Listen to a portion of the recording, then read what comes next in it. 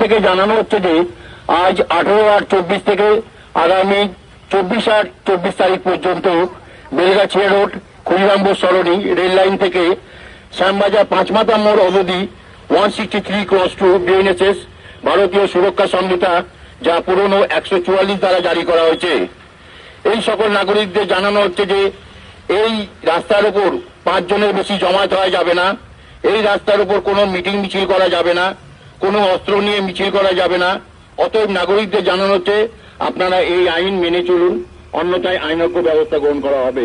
RG Kar medical college চত্বরে পুলিশের miking আজ থেকে আগামী 24 তারিখ অবধি বেলগাছিয়া রোড থেকে শ্যামবাজার পাঁচমাথার মোড় পর্যন্ত কলকাতা পুলিশের পক্ষ থেকে ভারতীয় নাগরিক সুরক্ষা সংহিতার 163(2) ধারা লাগু করা হয়েছে। এই ধারা অনুযায়ী বেলগাছিয়া রোড থেকে শ্যামবাজার পাঁচমাথার মোড় পর্যন্ত প্রায় 5 জনেরও বেশি জমায়েত করা যাবে না। যদি কেউ এই ধারা লঙ্ঘন করে তাহলে তার বিরুদ্ধে ভারতীয় ন্যায় সংহিতার 223 ধারা অনুযায়ী আইনত ব্যবস্থা গ্রহণ করা হবে।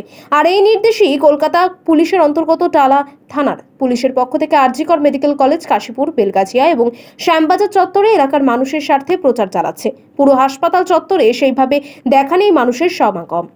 নিউজ সমবার্তা থেকে জানানো হচ্ছে যে আজ 18/8/24 থেকে আগামী 24/8/24 তারিখ পর্যন্ত বেলগাছিয়া রোড ক্ষুদিরামপুর সরণি রেল লাইন থেকে শ্যামবাজার পাঁচমাথা মোড় অবধি 163 ক্রস টু বিএনএসএস ভারতীয় সুরক্ষা সংহিতা যা পুরনো 144 দ্বারা জারি করা হয়েছে।